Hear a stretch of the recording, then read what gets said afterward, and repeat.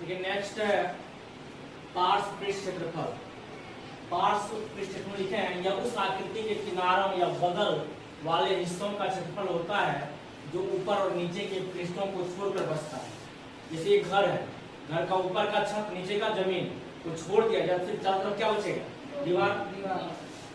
यह सीएसए के समान ही होता है, लेकिन सिर्फ उन्हीं आकृतियों में जहाँ किनारे सपाट हो। घुमावदार किनारा, सपाट किनारा किसका होता है? घन और घनाभ। जैसे घनाभ और घन।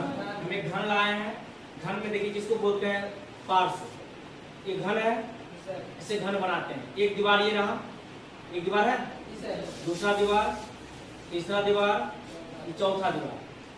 इस चार दीवार को लेंगे, ये तो ऊपर का छत हो गया और नीचे के क्या हो गया? जमीन। नीचे के जमीन को छोड़ दिया जाए, ऊपर के छत को छोड़ दिया जाए। जो चारों तरफ का दीवार बचा, ये चार दीवार बच रहा है, 1 2 3 और 4, ये चारों मिलकर क्या बनाएगा? पार्श्व। क्या बनाएगा? क्या पार्श्व क्षेत्रफल समझ में आया? अगर आपसे प्रश्न पूछे कि पार्श्व क्षेत्रफल ज्ञात करें, आप क्या करेंगे? इस घन का ऊपर का क्षेत्रफल छत वाला और नीचे का क्षेत्रफल क्या कर देंगे? हटा देंगे। सिर्फ चारों दीवार का क्षेत्रफल लगा देंगे। वर्ग से कौन बना हुआ है? घन। और आय से कौन बना हुआ है? घनाभ।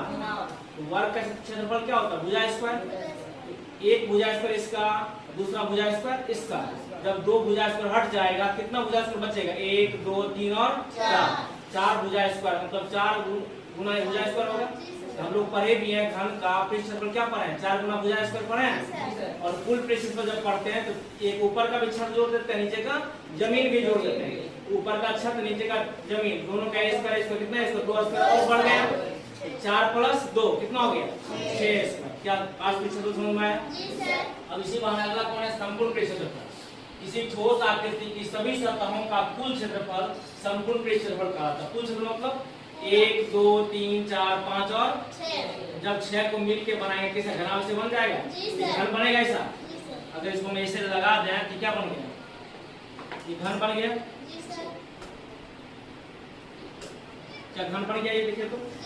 और फिर कितना है? 1 2 3 4 5 और 6।